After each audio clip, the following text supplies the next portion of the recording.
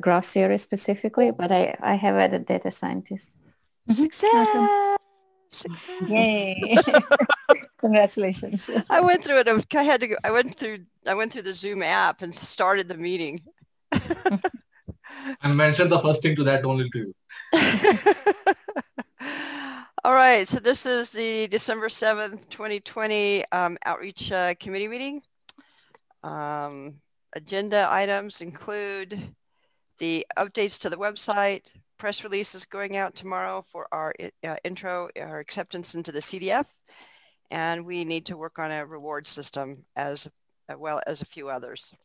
And I'm sorry, I'm going to cut this recording short, but we just spent the last 10 minutes trying to figure out how to fix Zoom so it would record.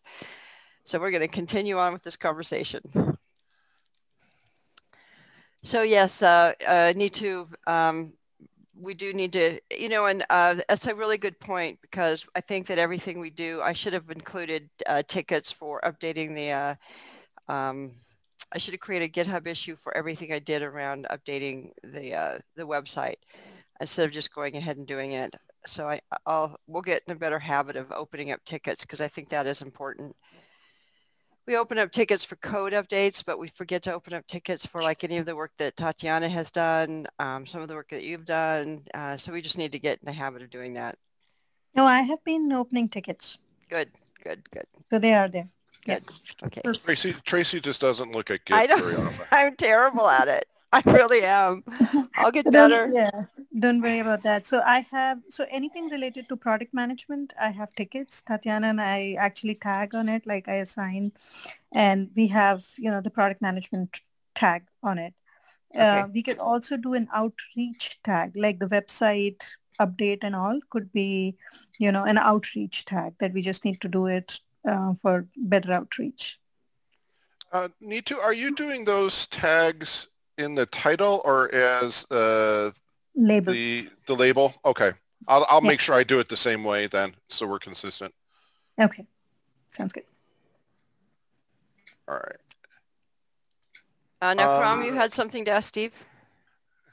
Karam, can you go over what you added to Discord? Oh, Sure. Yeah. So like before that, like regarding the LinkedIn profile, so I was thinking that if we could set up the profile by today, so like tomorrow, like when we have press release, you can share the first post and like we can reshare that in a connection as well on LinkedIn. Yeah. By the way, Marky walked through those the work on the Discord channel, and he thought it was spot on. He did say that what we needed was a developer guide. So Siddharth is going to work, and Siddharth is here, so I won't speak for him, but he has volunteered to start working on that developer's guide. And Steve, like you mentioned, so regarding last week, I had a fun idea to like introduce some bots and like to basically to try something out. Yeah, so, if you can go over the bots that you added so people know what they're doing. Sure. Can you guys see my screen? Yep. So the widget bot that Steve had previously added.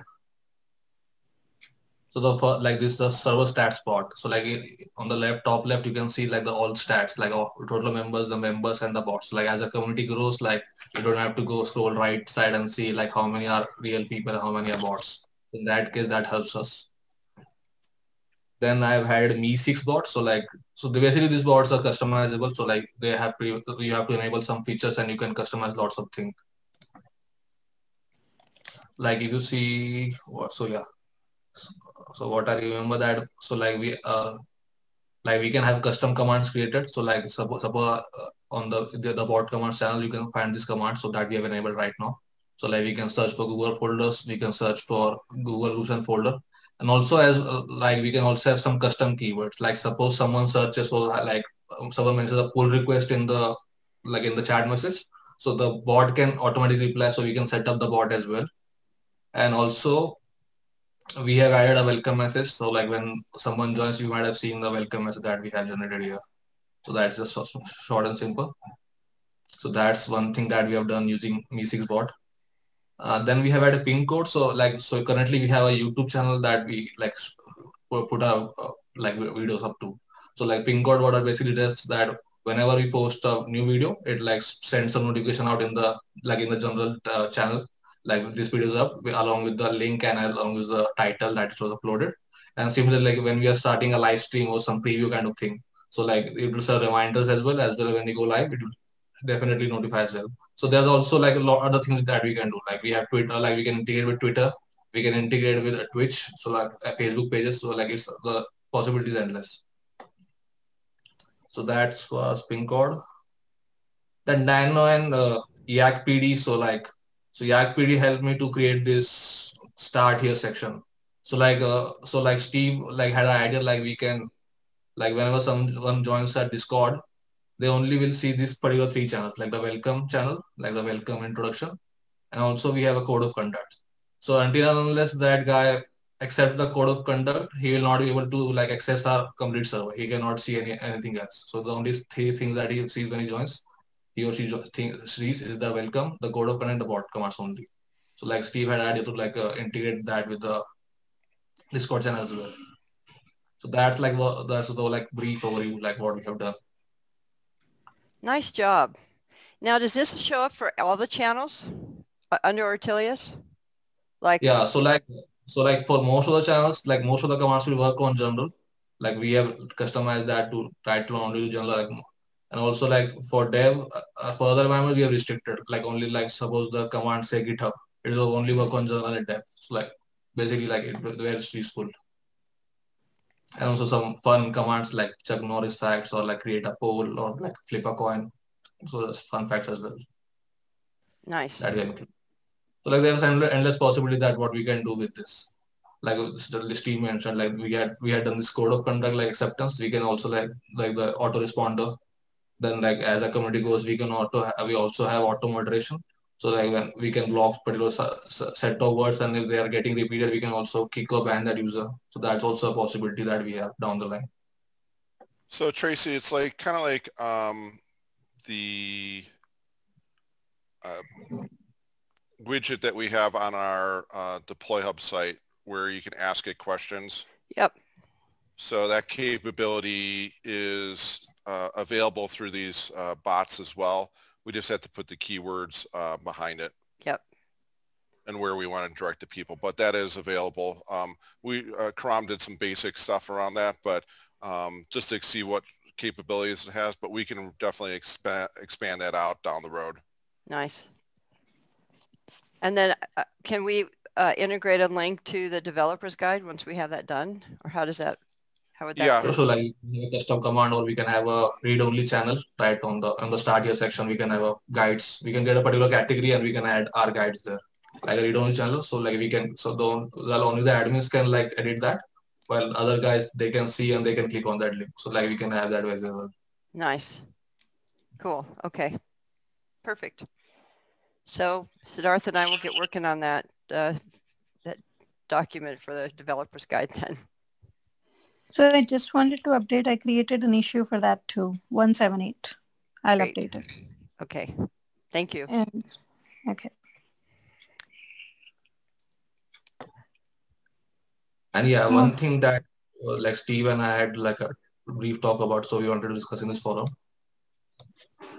So like right now, this particular bot that Me6 has a kind of a like a gamification of like which guys are chatting more, and so it creates a kind of a leaderboard that you can see. Yeah, the leaderboard's fun, isn't it? Yeah, so like Steve, like I had some skeptical like should we include that or not, because so like I had a like we don't want to like create a game. We want to create gamification, but like a balance level field for everyone. So like some guys are not that active, but some guys are there. So like we don't want to like highlight that part. So Steve, like that was my point. So I wanted to discuss like what do you guys think? Yeah, so this is where the gamification can get skewed because it's, you know, if you, like you said, if you have an offline activity where you're doing like meetings or dealing with the website or something like that, you're probably not in, you're kind of doing it on your own. It's not very collaborative. You're not going to be throwing a lot of messages out onto the channel. So your level is going to be lower than somebody like Rams, who's been testing this, who has the higher message count. So it's something that we just have to keep in the back of our mind of how we should handle. But it will give us a understanding if we're looking at, let's say, individuals who really just want to focus on support. This will be able to give us an idea of who's really answering a lot of questions, right? Mm-hmm. Yeah. Yeah, so like that's the point. Like it can highlight as well, like Steve had mentioned, two-edged sword. Which I think it has value because somebody who's answering questions may not be doing a lot of commits. So I feel like what we're going to find are different leaderboards, so to speak, for different interactions. So for example, if we build out the discourse forum and people are posting just technical information, that will have its own kind of, creating threads that may have its own kind of leaderboard. So I think what we'll have to do is create a combination of all of these to get an idea of, if you're in this persona of the open source, you're working as a support person, this is where you're going to get your badges from. Yeah, I think exactly. I think it's going to have to be a combination of things to figure out the reward system. And I'll try to get some time. My last week was really crazy busy. I'm going to try to get some more time to spend on some of this stuff and work with Garima on understanding what ladders we need to have, and then from there the reward system, the badges. And I'm going to see if we can't get using what was that other one? It was Discourse, and the other one was that did the badges. Badges.os, I think it's called. I'll look at some of those. Acclaim? Claim? Yeah, Acclaim. Yeah, Acclaim. So in the past, I've received badges from Acclaim for presenting to a conference. I have too. And I have to see if it's free or not. And then I don't think the CDF has a standard badging system for every project. I will look at Acclaim though. And what was the other one that you had? There's a couple of, there's an open source one called Badges. It's not very sophisticated. I don't think Acclaim is free. Oh. Yeah, but we may be able to get the CDF to pay for it. So if it's let me see. a reasonable amount. It was interesting. I did from the hackathon, they did give badges out, but they ended up redirecting you to a forum page where your badge shows up. So it was weird. Like you had to sign up for this other like dev.to website to claim your badge. And then you're part of that community now as part of trying to claim the badge for Hacktoberfest.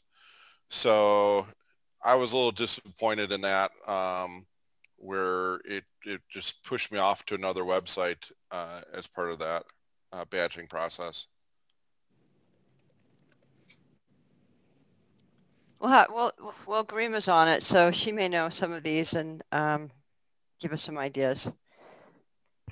So at least somebody's taken it on to say they're going to focus just on that for right now, which is always helpful.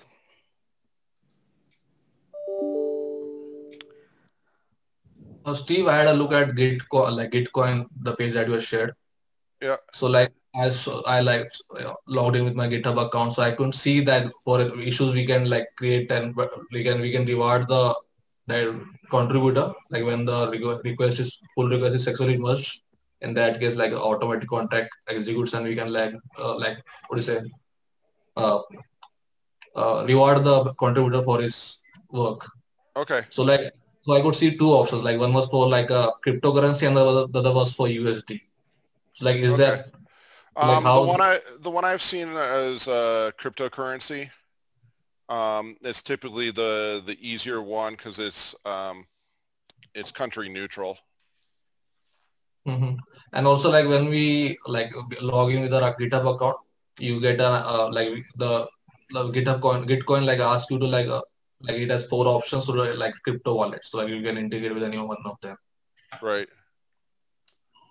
Yeah, it was the where we've seen that happen before is you end up putting a contribute like a contribute button where people can contribute money and they contribute and that's how we get funds to run it is by getting end users to contribute a few dollars here and there. So it's like a kind of like a two-step process. One, we got to get money, and the other one, we got to award that money. Right. So like that's the question. Like I was seeing like rates of $250 and $500 per, but it's some issue. So like I was like, where are we going to get some funding, or like how we are going to like pay them? Yeah, it'd be nice to get paid $500 an issue. That'd be nice. There was one other thing on the the as part of the Discord code of conduct, we need to validate that against our CLA, so the contributor license agreement. And one of the things is the Linux Foundation runs a program called Easy CLA. Basically, it uses DocuSign in the background to manage everybody's agreements. I think that's one of the things that we'll need to do is hook in the Linux Foundation Easy CLA.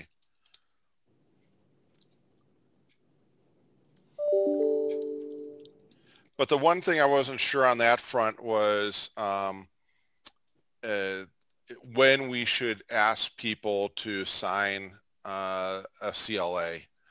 Because one of the tricky parts is you don't want to ask them for a CLA right off the bat, you know, because they're not quite sure whether what participation that they want to, you know, what level of participation they just want to be a fly on the wall, or if they really want to get in and do coding changes, and then the whole range in between. So that's going to be something that we need to look at is when should we start pushing the CLA and the verification. You know, one of the things I thought about was we leave it basically open until somebody needs to go and do a commit, you know, like a coding change, because they're actually doing some coding change and there's the GitHub repo. I think at that point we'll definitely need the CLA in place. But something like giving a person access to the shared Google Docs, like these working group meetings, I personally feel that we can skip the CLA for these at this level.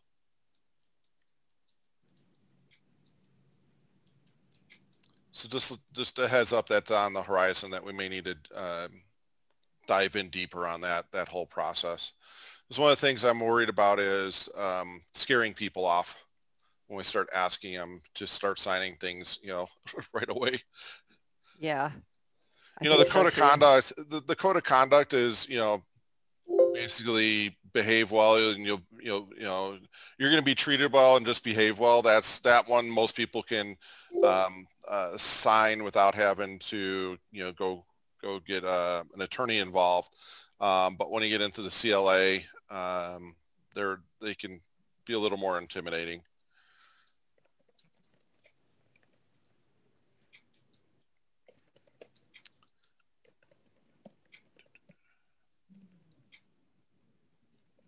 Anything else? Karam, did you get my message about changing the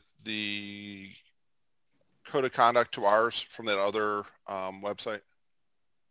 No, I didn't got any message. Okay, I'll raise it up again for you. We just need to link to ours instead of the other project that you pulled it from.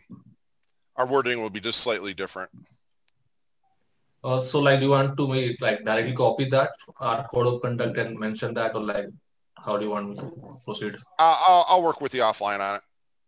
I'll Sure, touch base with you here after this. It's no big deal. Mm-hmm.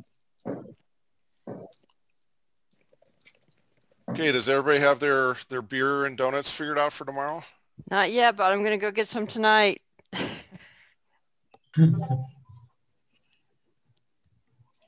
We have quite a few people signed up for it. I'm wondering how many people I can have on a single Zoom meeting. I think up to 500. I think that's for a webinar, though, maybe. Oh. It's just a regular Zoom 200, I meeting. guess. 100, 200. Let's hope we have that problem, right? Yeah. Okay, well, thank you, everybody.